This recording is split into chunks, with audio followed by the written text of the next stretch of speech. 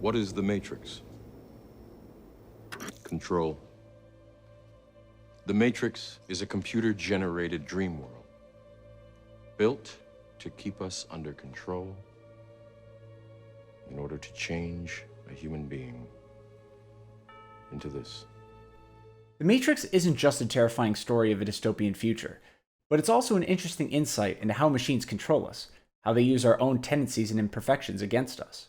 By creating a system that generates doubt and uncertainty in the mind of the humans, the machines are able to prevent any real resistance. The machines have even built in a reset plan to keep any human resistance from growing too large. Once the resistance grows large enough, the machines destroy Zion and employ the One to reboot the Matrix, restarting human civilization from scratch. But the machines can't hope to control the humans by power alone. They must deceive the humans into willingly accepting their overlords. Which brings us to a larger point.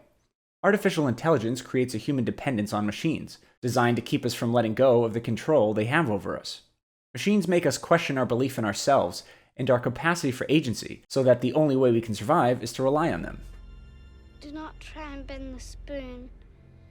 That's impossible. Instead, only try to realize the truth. What truth? There is no spoon. There is no spoon? Then you'll see that it is not the spoon that bends, it is only yourself. The machines impose their will on the humans by convincing them to adhere to the rules of the Matrix. It would be impossible for Neo to actually bend the spoon with his mind, because the Matrix is bound by a set of rules similar to the real world, which makes it easier for the human mind to accept. The architect tells Neo that the first version of the Matrix was essentially a utopia. The first Matrix I designed was quite naturally perfect. It was a work of art, flawless, sublime, a triumph equaled only by its monumental failure. The inevitability of its doom is apparent to me now as a consequence of the imperfection inherent in every human being. Thus I redesigned it, based on your history, to more accurately reflect the varying grotesqueries of your nature. But this perfect world failed, because the humans couldn't accept a perfect world. The Matrix was then redesigned to resemble the world that humans had evolved in. Having rules like gravity and physics grounded the Matrix in some parallel reality.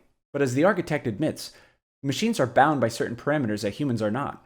So though the Matrix is not malleable itself, humans are. This is how Neo is able to bend the spoon.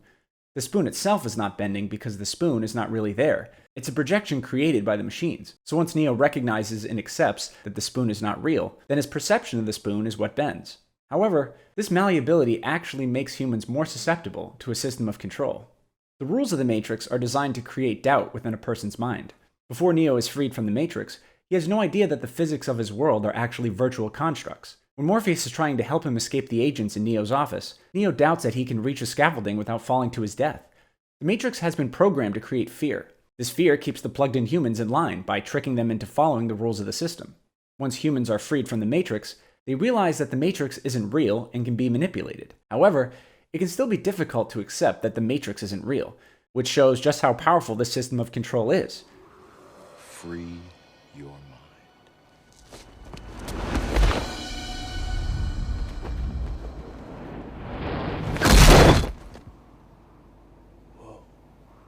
Before Neo jumps, he looks over the edge to see what's awaiting him if he falls.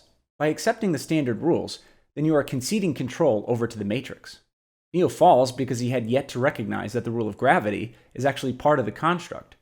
In fact, this proves that the Matrix is so powerfully convincing that being freed from it doesn't necessarily mean that it no longer controls you.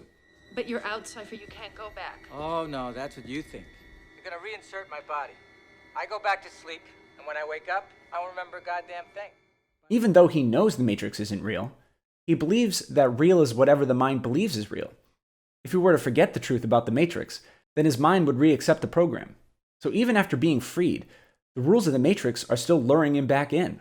When Morpheus takes Neo to the desert of the real and explains the Matrix to him, Neo doesn't believe it at first.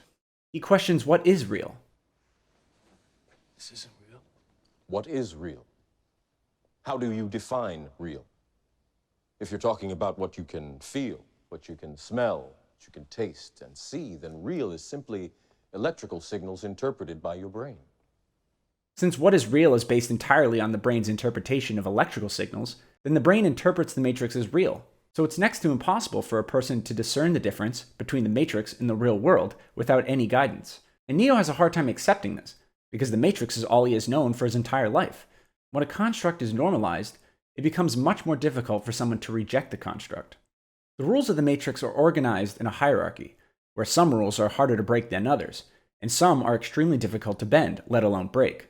This variance in rules reduces a person's confidence in their ability to manipulate the rules. Even freed humans who know that the Matrix is a construct still struggle with manipulating certain rules because they are structured in a hierarchy. If all rules were equal, then if one person figured out how to break the rules, then anyone could. Death is the highest rule in the hierarchy. I thought it wasn't real. Your mind makes it real. If you're killed in the Matrix, you die here? The body cannot live without the mind. Without the threat of death, the machines would have absolutely no ability to control freed humans who jack into the Matrix. If I knew I couldn't die, I'd probably start picking fights with agents just for fun. But of course, Neo is eventually able to break this rule when he resurrects Trinity. But this is mainly because he is the One and has the ability to manipulate the actual code of the Matrix. Rules lower on the hierarchy, like gravity, can be bent by people other than Neo.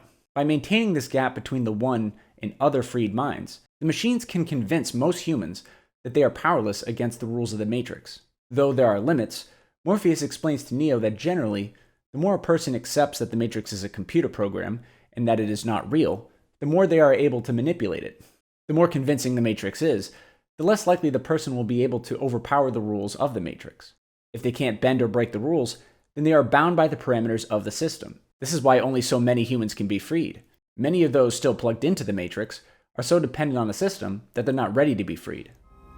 Hope. It is the quintessential human delusion, simultaneously the source of your greatest strength and your greatest weakness. The most insidious way that the machines control the humans is by manipulating their tendency to hope. Hope is what keeps them spinning the wheel, continuing to play by the formulas the machines have written for them. However, hope is also what compels humans to resist against the machines. This hope is what led Morpheus to follow the Oracle's prophecy of the One for his entire life. When the Matrix was first built, there was a man born inside who had the ability to change whatever he wanted, to remake the Matrix as he saw fit. It was he who freed the first of us. After he died, the Oracle prophesied his return, and that his coming would hail the destruction of the Matrix, end the war, bring freedom to our people. This hope that following the prophecy will lead to the end of the war is what the machines anticipate. The prophecy was a lie and was designed by the machines as just another system of control. This prophecy is what led Morpheus to search for and free Neo. Without this fundamental belief in the prophecy, the One may never have been freed.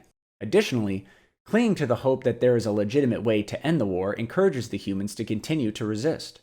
Since the machines are counting on this level of resistance, they built that into their equations. Though the One was simply the result of an imperfect equation, it was not originally planned for, the architect worked that into his equation as well, converting the One into a system reboot. So as long as the humans continued to believe in the prophecy of the One, they would never be free. Neo recognized this and decided not to go along with the machine's predetermined plan. Even though at the time he did not have an alternative strategy, he knew that the humans could no longer continue to go along with the machine's algorithms. So the Matrix is a system of control created as a virtual prison for human minds by an out-of-control artificial intelligence. When framed that way, it seems like a product of a dystopian future that we can breathe deeply knowing is not our personal reality. But today, with the way we rely on technology like phones, computers, social media, and AI systems that tell us what shows to watch next, a virtual prison isn't that hard to imagine. It may not take the form of a full-fledged simulation, but our overdependence on machines is already quite clear.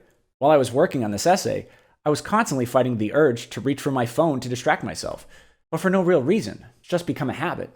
Technology has become such a part of our lives that we struggle to imagine what life would be like without it. Of course, our modern technologies are powerful tools that allow us to learn and achieve new things, but if we continue to live more of our lives through our devices, we might as well be plugged into the power plant.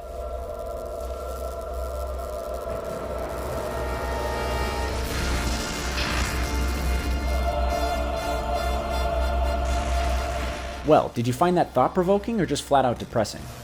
Let me know what you think in the comments below. If you liked this video and weren't completely emotionally defeated, please drop me a like, and if you'd like to see more video essays like this, hit that subscribe button so you don't miss anything. Thanks for watching, and I'll see you next time.